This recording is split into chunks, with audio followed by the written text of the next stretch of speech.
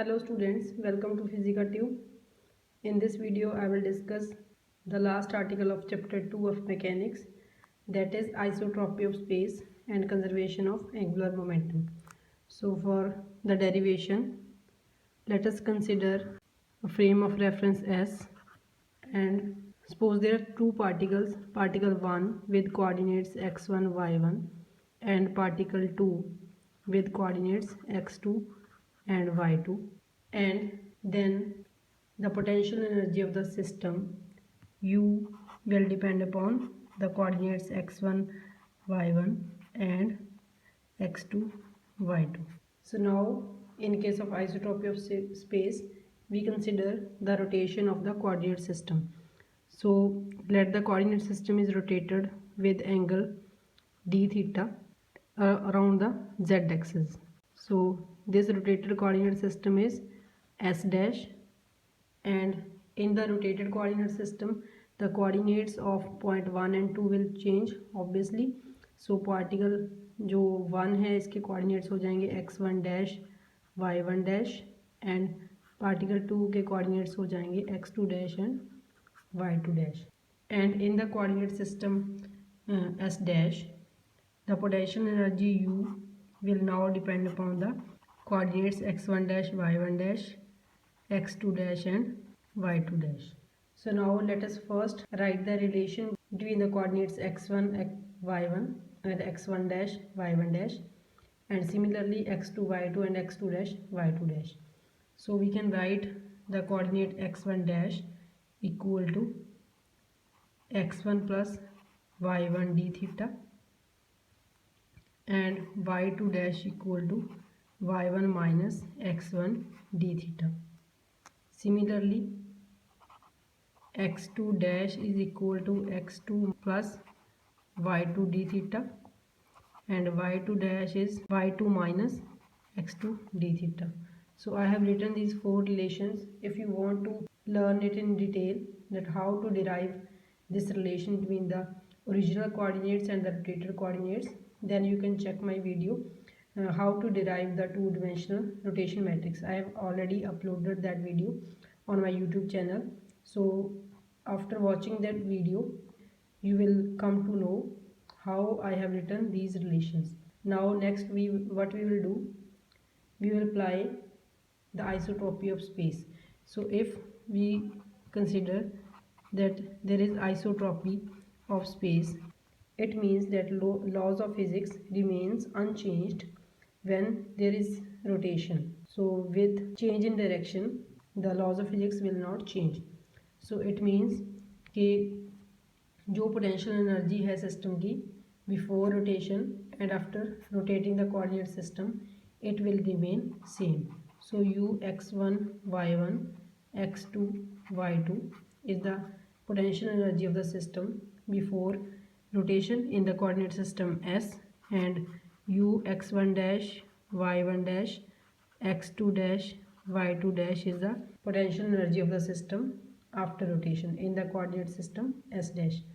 So after applying isotropy of space, we can say that u will be equal to this. ठीक है, potential energy will not change. So now next what we will do, we will substitute values of x1 dash y1 dash x2 dash y2 dash. u x1 y1 x2 y2 is equal to u x1 dash is x1 plus y1 d theta, y1 dash is y1 minus x1 d theta. Similarly x, so now we have to use the Taylor series expansion. According to Taylor series expansion, f x plus h y plus k, if we want to this function f which depends upon two variables x and y, and h is the increment in x and y is increment in k, then we can write it as fxy plus h, which is increment in x, into derivative of f respect to x, plus k, which is increment in y, derivative of f respect to y, and plus so on, higher order terms. And generally we neglect the higher order terms because h and k, which are the increments, if these are very small, then in the higher order terms we have to take the square and cube of these increments, which is very small, so we neglect higher order terms as compared to first order term. So now we will use this formula and expand this right hand side. So right hand side will become u x1 y1 x2 y2 plus increment in x1 which is y1 d theta, derivative of u with respect to x1, plus increment in y1 which is minus x1 d theta and partial derivative of u with respect to y1 plus y2 d theta curly u over x2, ठीक है, plus increment in y2 which is minus x2 d theta curly u over curly y2. So after expanding right hand side and plus higher order terms also, and we neglect the higher order terms. Now bring all the terms on the left hand side, so all the signs will change and this term will get cancelled and we are left with d theta common minus y1 curly u over curly x1.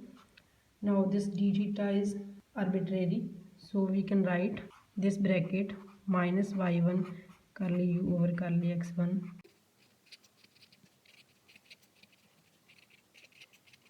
equal to 0. So now next what we will do, we will use the conservative force formula. We know that the conservative force F is equal to minus del u, and if we expand this we get curly u over curly x I cap plus curly u over curly y j cap curly u over curly z k cap. And as in the previous article we have used this relation that F12 is equal to minus curly u over curly x1, means force on particle 1 due to particle 2, because there we have chosen only the x coordinates, y and z coordinates were 0, so that is why we have written this as F12.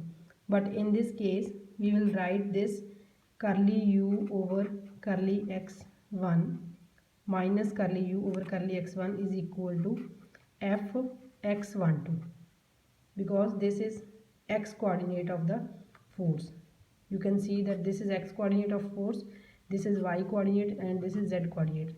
That's why we have specified the x coordinate also with the force, because we have curly u over curly y terms also present in the article, so that is why I have written here fx.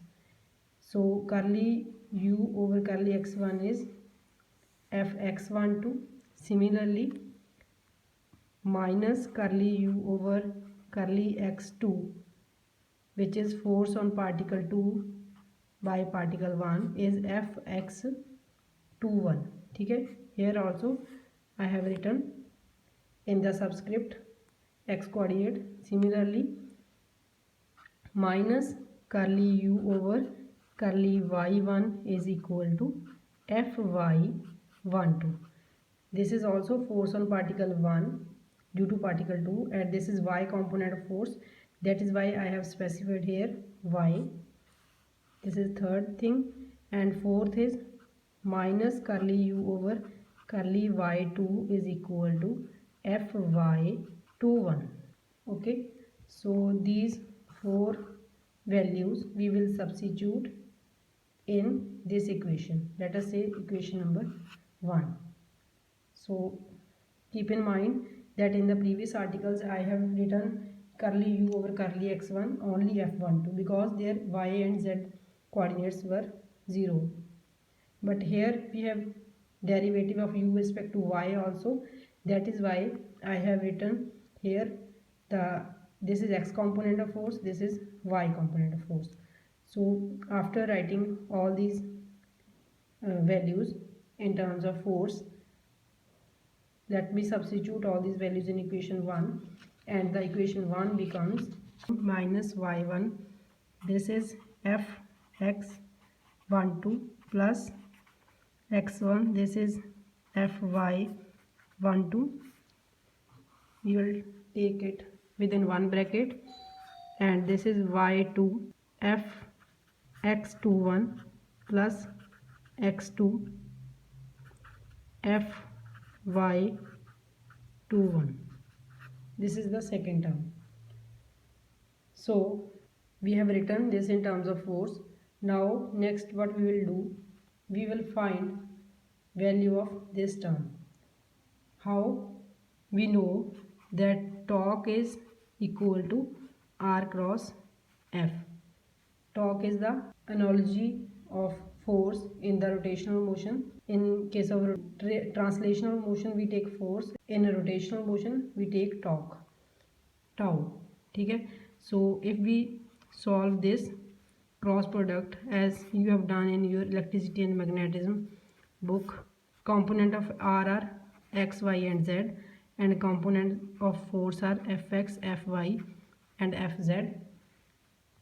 So then my tau will be I cap y fz minus z fy plus j cap, minus को मैं अंदर ले जाऊंगी, जे cap मेरा आ जाएगा z f x minus x f z plus k cap x f y minus y f x. So if I write tau as tau x i cap, tau y j cap, tau z k cap, then I can write my x, y and z components of torque, and here we see that z component of torque is x, this is z component x f y minus y f x. So this is the z component, and here you can see that in this term we have x f y minus y f x. Similarly in this term we have x f y and यहाँ पे minus आएगा minus y f x. ठीक है, क्योंकि मैंने plus लिख लिया था यहाँ पे तो ये माइनस आ जाएगा. और if this is equation 2 then let us substitute value of this term in terms of torque. So this is, you can write first term as tau z 12. ठीक है, because this force is F12, force on particle 1 due to particle 2. So we can write it like this, then plus tau z21, this term is tau z21, so this is equal to 0. Or you can say that tau z12 is equal to minus tau z21. This is the Newton's third law of motion in rotational motion case, because in the translational motion we have this relation F12 is equal to minus 2 F21. Here we have tau z component of torque 2 is equal to tau z21. So after achieving this, like we have achieved this in the previous article, now we will substitute value of torque in terms of angular momentum. So we know that in case of linear motion, Newton's second law of motion is F is equal to dp over dt. So here also in case of rotational motion, F is analogy of F is tau torque, and analogy of linear momentum is angular momentum. So this relation in case of rotational motion can be written like this. So this is the torque, and we have in the last step we have tau z12 plus tau z21 equal to 0. Now we substitute value of tau in terms of angular momentum. So tau z12 is equal to d over dt Lz1, because this is torque on particle 1 due to particle 2. Similarly tau z21 is equal to d over dt Lz2.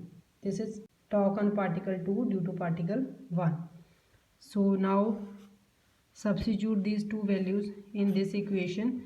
We will get d over dt Lz1 plus d over dt Lz2 is equal to 0, or you can write it as d over dt Lz1 plus Lz2 is equal to 0, and this is the total angular momentum of the system. This is particle 1 angular momentum, particle 2 angular momentum, and we can write it as d over dt Lz equal to 0. Now integrate both sides.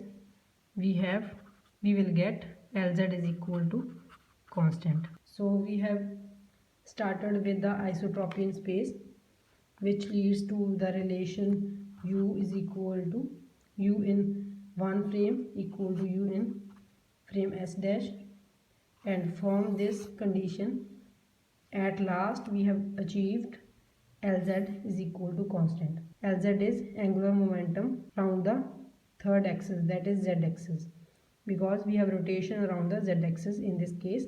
So Lz is constant. It means isotropy of space leads to conservation of angular momentum. So that is all. Thank you.